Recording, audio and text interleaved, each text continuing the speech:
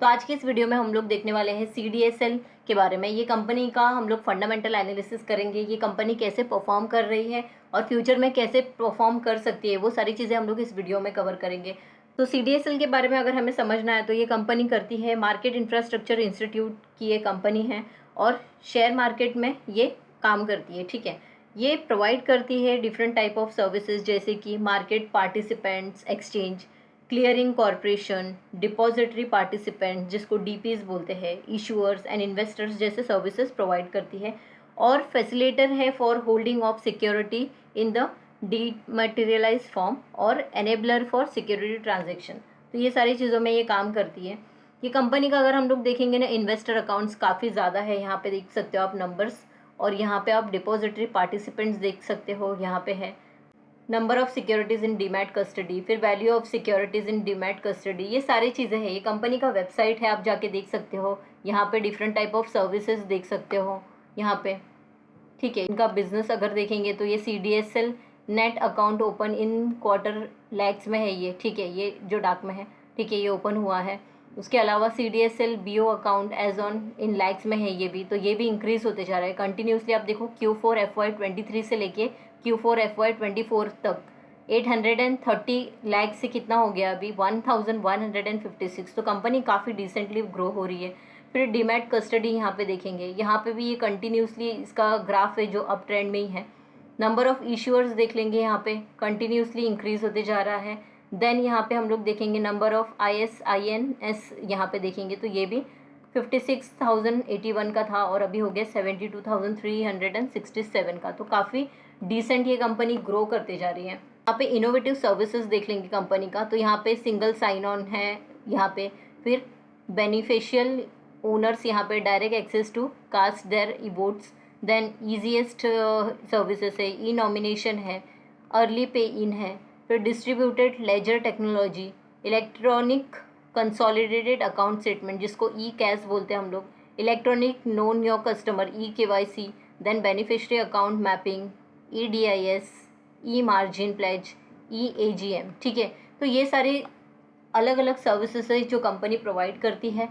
इसके अलावा अगर हम लोग देखेंगे ग्रुप देखेंगे कंपनी का, तो इनका ग्रुप देखेंगे तो CIRL यानी कि CDSL इंश्योरेंस रिपोजिटरी लिमिटेड, ये कंपनी का ग्रुप है। यहाँ पे 54.25% का होल्डिंग है।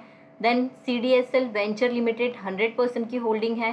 Then CDSL commodity repository limited, यहाँ पे 52% का होल्डिंग है ये कंपनी का। इनकी सब्सिडरी हमने 3 सब्सिडरी देखी, तो उसके बारे में यहाँ पे थोड़ा बहुत इन्फॉर्मेशन है अबाउट CVL। यहाँ पे क्या करती है ये कंपनी, KRA सिस्टम प्रोवाइड करती है, conceptualise, design and implement the KRA system with the mutual fund industry in 2006 से। फिर first and the largest KYC registration company है ये। तो अलग अलग यहाँ पे देखेंगे ना, आधार बेस्ड KYC सर्विसेज, GST सुविधा, प्रोवाइडर सर्विसेज, ये सारे सर्विसेज ये प्रोवाइड करती है। CIRL का यहाँ पे देखेंगे तो ये करती है, ये CIRL received registration certification from insurance regulatory and development authority of India. ठीक है, ये इंश्योरेंस रेपोजिटरी कंपनी है। यहाँ पे देखो इक्विटी होल्डिंग जो है 10 इंश्योरेंस कंपनीज का एंड CDSL का है। Partnership with 35 life, health and general insurance के साथ ये है। तो यहाँ पे देखेंगे तो insurance policies and insurance companies ये इसका काम करती है। एक थर्ड कंपनी है या जिसको हम लोग CCRL कहते हैं। तो ये काम क्या करती है, facilitates ownership and transfer of commodity asset in electronic modes के थ्रू प्रोवाइड करती है, जिसको हम लोग ENWR registered warehouses and ENNWR, ये सारे काम ये करती है। शेयर होल्डर्स के इसमें यहाँ पे देखेंगे तो टॉप 5 शेयर होल्डर्स यहाँ पे दिए गए हैं। तो BSE लिमिटेड 15%, पराग पारेख फ्लैगशिप कैपिटल फंड यहाँ पे 4.59% का है। Life insurance corporate of India यानी कि LIC 4.40% का है। Nippon India small cap fund यहाँ पे देखेंगे तो 1.93% का है। ICICI prudential life insurance company 1.84% का है। फिर यहाँ पे शेयर होल्डिंग परसेंटेज इंस्टीट्यूट का देखेंगे तो 49.53% का है एंड रिटेल्स का देखेंगे तो 50.49% का। तो काफ़ी इसकी अच्छी शेयर होल्डिंग पैटर्न है। यहाँ पे हम लोग इस चार्ट में देख लेंगे तो अदर से 59.41% का है, प्रोमोटर्स का 15% का है, म्यूचुअल फंड का 13.88, बहुत ही अच्छा है ये। फिर FII का देखेंगे यहाँ पे तो 11.38% का है। एंड यहाँ पे बैंक, फाइनेंशियल इंस्टीट्यूशन, AIF का देखेंगे तो 0.33% का है।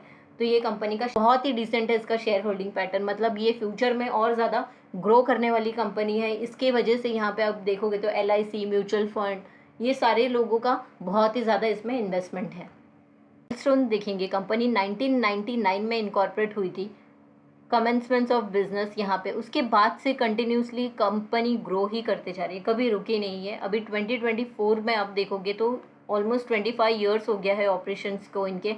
और अभी ये जो कंपनी का जो माइलस्टोन है 11.50 करोड़ प्लस का डिमैट अकाउंट कंपनी ने ओपन कर, जो कि बहुत ही अच्छी बात है। आगे चलने से पहले अगर आपने इस चैनल को सब्सक्राइब नहीं किया है तो प्लीज़ ये चैनल को सब्सक्राइब कर लीजिए, कारवा ऑफ स्टॉक मार्केट को बेल आइकन पे क्लिक कर लीजिए, सो दैट वीडियो की सारी नोटिफिकेशन आपको टाइम पे मिलते रहे। तो अभी हम लोग देख लेंगे यहाँ पे कंपनी का फाइनेंशियल परफॉर्मेंस, ये कंसोलिडेटेड रिपोर्ट है।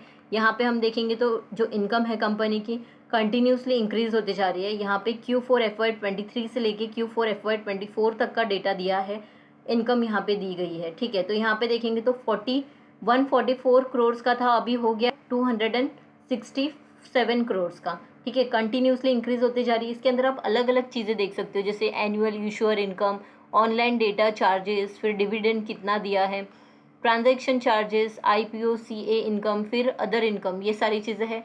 वैसे ही अभी एक्सपेंसेस, इनकम हुआ है, ठीक है, तो इनकम के लिए कंपनी को खर्चे करने पड़ते हैं, तो एक्सपेंसेस भी उस हिसाब से इंक्रीज हुआ है। तो यहाँ पे employ cost, IT cost, paid to SEBI, IPF, when other admin, फिर टैक्स, ये सारी कंपनी के खर्चे रहते हैं। तो कंपनी के खर्चे भी उस अकॉर्डिंग ही इंक्रीज होते जा रहे हैं जैसे ही कंपनी के यहाँ पे टोटल इनकम इंक्रीज हो रही है, ठीक है। अब यहाँ पे इनकम में से एक्सपेंसेस माइनस हो जाएगा तो उसके बाद में प्रॉफिटेबिलिटी बच जाती है, ठीक है। तो ये है हमारा नेट प्रॉफिट। यहाँ पे हम देखेंगे तो Q4 FY23 में 63 करोड़ का प्रॉफिट था और अभी कितना हो गया है 129 करोड़ का, जो कि बहुत ही ज़्यादा शानदार नंबर है। मतलब कंपनी ने बहुत अच्छे रिटर्न्स बना के दिए हैं और फ्यूचर में भी कंपनी बहुत ही अच्छे रिटर्न्स बना के दे सकती है, क्योंकि जो शेयर मार्केट है हमारा, ठीक है, ये काफ़ी ग्रो होने वाला है, क्योंकि यूथ है अभी बहुत ज़्यादा इंटरेस्ट ले रही है। सब लोग अभी शेयर मार्केट में, आप देख रहे हो ऑल टाइम हाई बनाया है। फिर उसके बाद में कंपनी जो भी मार्केट में FII और DI की भी होल्डिंग देखोगे, म्यूचुअल फंड की होल्डिंग देखोगे, कंटिन्यूसली इंक्रीज होते जा रही है। क्यों? क्योंकि लोग म्यूचुअल फंड ले रहे हैं, SIP ले रहे हैं, क्योंकि सब लोगों को पता है कि मार्केट से काफ़ी अच्छा इनकम जनरेट हो सकता है। इसके लिए ज़्यादा से ज़्यादा अभी यंग जनरेशन जो है वो भी कंटिन्यूसली इसके अंदर इन्वेस्टमेंट करते जा रही है। लोग कंपनी का कॉन कॉल अपडेट देखेंगे तो कंपनी का कॉन कॉल हुआ था, उसके बाद में उसके नोट्स आ चुके हैं। तो यहाँ पे हम लोग देखेंगे एनुअल फाइनेंशियल परफॉर्मेंस कंपनी का। तो total income for the financial year 23-24 का यहाँ पे देखेंगे तो इंक्रीज बाय 46%, जो कि अमाउंट हो गई है 907 करोड़ का, कंपेयर करेंगे पहले से। तो कंसोलिडेटेड नेट प्रॉफिट भी देखेंगे तो 52% से इंक्रीज हुआ है एंड 420 करोड़ का यहाँ पे प्रॉफिट है, कंपेयर करेंगे प्रीवियस क्वार्टर से, तो प्रीवियस ईयर के सेम क्वार्टर से। तो देन ऑपरेशनल परफॉर्मेंस देखेंगे तो CDSL वेंचर लिमिटेड, जो हम लोग ने CVL करके कंपनी थी, उसके बारे में देखेंगे तो वो 100% सब्सिडरी है, राइट। तो यहाँ से हम लोग देखेंगे तो टोटल ऑपरेशनल इनकम जो है कंपनी के FY24 में इंक्रीज़ हुई है 65% से, और यहाँ पे अदर इनकम जो है वो इंक्रीज़ हुआ है 62% से, जिसका अमाउंट है 11 करोड़ का, जो कि काफ़ी अच्छा है। 11 करोड़ से 62% का, जो कि 11 करोड़ से अभी डायरेक्टली 19 करोड़ का हो गया, जो कि बहुत ही डिसेंट वैल्यू है। प्रॉफिट बिफोर टैक्स जो है वो भी कंपनी का 72% से इंक्रीज़ हुआ है और अमाउंट यहाँ पे देखेंगे तो 112 करोड़ का है। प्रॉफिट आफ्टर टैक्स जो है वो भी 76% से इंक्रीज़ होकर अभी हो गया है 86 करोड़ का, जो कि बहुत ही डिसेंट वैल्यू है। इनिशिएटिव एंड अचीवमेंट देखेंगे तो 25 ईयर्स ये कंपनी को कंप्लीट हो चुके हैं इंडियन कैपिटल मार्केट में, ठीक है। फिर यहाँ पे witness a significant increase in equity turnover, और जो डीमैट अकाउंट ओपन हुए हैं वो काफ़ी ज़्यादा अच्छे खासे ओपन हुए हैं, अच्छे खासे नंबर में ओपन हुए हैं, ठीक है। देन कंपनी ने इनिशिएटिव लिया है to enhance market inclusivity and accessibility for investor. उसके अलावा रिकमेंडेड फाइनल डिविडेंड, तो कंपनी ने 19 रुपीज़ का पर इक्विटी शेयर का डिविडेंड डिक्लेयर किया है और special dividend of 3 rupees per equity share, यानी कि कितना हो गया इसका अभी 22 रुपीज़, यानी कि टोटल 22 रुपीज़ का पर शेयर डिविडेंड मिलेगा यहाँ पे। क्वार्टरली रिजल्ट देख लेंगे तो सेल्स यहाँ पे देखेंगे, कंपनी का सेल्स आप देखो कंटिन्यूसली यहाँ पे इंक्रीज होते जा रहा है। एक्सपेंसेस भी देखेंगे तो एक्सपेंसेस भी उस हिसाब से इंक्रीज हो रहा है क्योंकि सेल्स इंक्रीज हो रहा है, क्योंकि कॉस्ट का जो भी एम्प्लॉय कॉस्ट रहता है वो लगता है। फिर टेक्नोलॉजी के हिसाब से कंपनी को ग्रो करना पड़ता है, खुद को अपग्रेड करना पड़ता है, न्यू टेक्नोलॉजी को अडेप्ट करना पड़ता है और फ्यूचर में क्या और टेक्नोलॉजीज आ रही है उसे लेना चाहिए, वो सारी चीज़ों के लिए बहुत कॉस्ट लगता है। देन एडवर्टाइजमेंट, फिर प्रमोशन, ये सारी चीज़ें भी लगती है, ठीक है। उसके बाद में ऑपरेटिंग प्रॉफिट यहाँ पे देखेंगे तो ऑपरेटिंग प्रॉफिट भी यहाँ तक कंपनी ने अभी का ऑल टाइम हाई ही है यहाँ पे। देन ऑपरेटिंग प्रॉफिट मार्जिन भी 61 का है, पहले भी 61 का था, उसके पहले 62 का था, ठीक है। तो ये यहाँ पे सेम है, कोई चेंजेस नहीं है। देन यहाँ पे प्रॉफिट बिफोर टैक्स हम देखेंगे तो कंटिन्यूसली कंपनी का प्रॉफिट बिफोर टैक्स इंक्रीज होते जा रहा है। नेट प्रॉफिट भी देखेंगे तो कंटिन्यूसली इंक्रीज होते जा रहा है, फ्यूचर में भी ये आगे ग्रो करेगा। अभी इसका हम लोग ईपीएस देख लेंगे यहाँ पे, तो ईपीएस भी देखो आप कंटिन्यूसली ये यहाँ पे ग्रो करते जा रहा है। बैलेंस शीट देख लेते कंपनी की, तो इक्विटी कैपिटल हम देखेंगे इसका सेम है, कोई चेंजेस नहीं है। रिजर्व्स में देख लेंगे तो रिजर्व्स में भी आप देखोगे कंपनी के पास कंटिन्यूसली रिजर्व्स इंक्रीज होते जा रहे हैं। 224 का रिजर्व था 2013 में और अभी बढ़ के ये हो गया है 1359 करोड़ का। बोरोइंग आप देखोगे कंपनी के पास सिर्फ 1 करोड़ की बोरोइंग है, पहले 2 करोड़ की थी, ठीक है।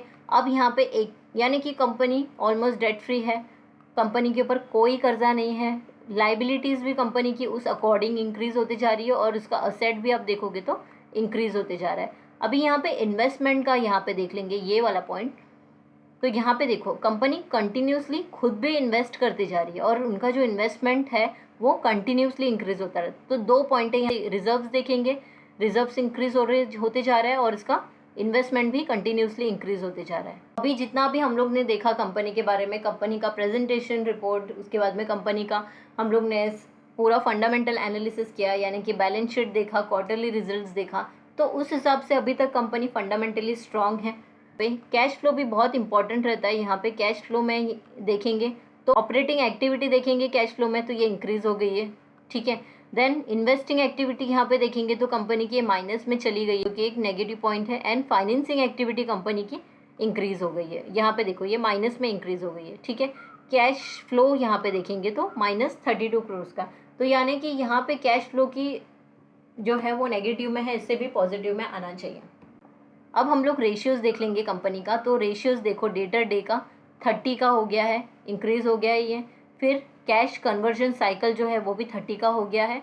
एंड यहाँ पे वर्किंग कैपिटल डेज जो है वो इंक्रीज़ होकर 227 का हो गया है। कंपनी का टेक्निकल चार्ट ये है, डेली चार्ट यहाँ पे आप देखोगे ये डेली चार्ट है और यहाँ पे मैंने कंपनी का स्ट्रॉन्ग जो सपोर्ट है वो लगा के रख दिया है, यहाँ पे मार्क करके रख दिया है, क्योंकि इसके अंदर ये कंपनी कंटिन्यूसली अप ट्रेंड में ही ज़्यादातर रहती है। लेकिन सिर्फ ये फेस आप देखोगे तो इसमें काफ़ी टाइम तक इसने कंसोलिडेट किया था, ठीक है, बहुत टाइम तक। आप देखो यहाँ से नवंबर के पहले से लेके, ठीक है, और यहाँ पे अब जाके इसने अच्छा खासा अप ट्रेंड बनाया। लेकिन यहाँ पे भी आप देखोगे, यहाँ पे भी आप देखोगे ना तो कंपनी ऐसा करेक्ट कर रही है, ठीक है। यहाँ से कंपनी ने काफ़ी अच्छा अप ट्रेंड बनाया यहाँ पे, एंड देन यहाँ पे करेक्शन आया, देन अगेन इसने ट्राई किया ऊपर जाने का, एंड देन अगेन इसमें करेक्शन आया है। तो ये टेम्पररी रहता है, क्योंकि यहाँ पे कैसा है कि थोड़ा बहुत इतना भागने के बाद में थोड़ा बहुत कंसोलिडेशन आता ही है। लेकिन आपने जितना नोटिस किया रहेगा ना, कंसोलिडेशन आता है और उसके बाद में कंपनी अच्छा खासा मूवमेंट देती है। फिर अगेन यहाँ पे कंसोलिडेशन आया, अगेन यहाँ पे मूवमेंट दिया, फिर अगेन यहाँ पे कंसोलिडेशन आया, अगेन यहाँ पे मूवमेंट दिया, यहाँ पे बड़ा वाला कंसोलिडेशन आया, देन अगेन यहाँ पे ऊपर गया, एंड देन अगेन यहाँ पे कंसोलिडेशन। तो इसका पैटर्न आप समझ रहे हो ये कैसा है, कंसोलिडेट करता है और ऊपर जाता है। इसमें आपको दिख रहा है कहीं भी कि ये ज़्यादा करेक्शन दे रहा है, नहीं, ये थोड़े टाइम के लिए कंसोलिडेशन आता है, देन अप ट्रेंड बनाता है। हम लोग वीकली देख लेंगे इसका, यहाँ पे वीकली देखेंगे तो ये ऐसा है, ठीक है। तो आप देख रहे हो ये क्लियरली दिख रहा है कि ये ऊपर जाने वाला ही है, ठीक है। अभी इसका वैल्यू कैसा है कि अभी 2200 का ये स्टॉक हो गया है, ठीक है, 22 के लेवल पे। तो हो सकता है कि इसके अंदर थोड़ा सा करेक्शन है, हो सकता है, ठीक है। और ऐसा भी हो सकता है कि ये और भागे, तो कुछ भी हो सकता है। मार्केट को प्रेडिक्ट करना इज़ लाइक इम्पॉसिबल। हम लोग सिर्फ टेक्निकली चार्ट देख सकते हैं। कंपनी फंडामेंटली स्ट्रांग हो के भी बहुत सारी कंपनियां आप देखोगे कंसोलिडेशन फेज में चली जाती है। तो इसका कोई भी ऐसा राइट टाइम या रॉन्ग टाइम नहीं रहता। अगर आपको कंपनी अच्छी लगती है, कंपनी का बिजनेस अच्छा लगता है, तो कंपनी में इन्वेस्ट करना चाहिए और लॉन्ग टर्म के लिए इसे होल्ड करना चाहिए, ठीक है। कोई रिकमेंडेशन नहीं है, ये वीडियो सिर्फ और सिर्फ एजुकेशनल पर्पज़ के लिए है। आपको ये वीडियो कैसा लगा है आप मुझे कमेंट करके बता सकते। वीडियो इन्फॉर्मेटिव लगा है तो प्लीज़ ये वीडियो को लाइक कीजिए। चैनल को अभी तक सब्सक्राइब नहीं किया है तो सब्सक्राइब कर लीजिए, बेल आइकन पे क्लिक कर लीजिए सो दैट वीडियो की सारी नोटिफिकेशन आपको टाइम पे मिलते रहे। Thank you for watching this video. मिलते हैं अगली वीडियो में।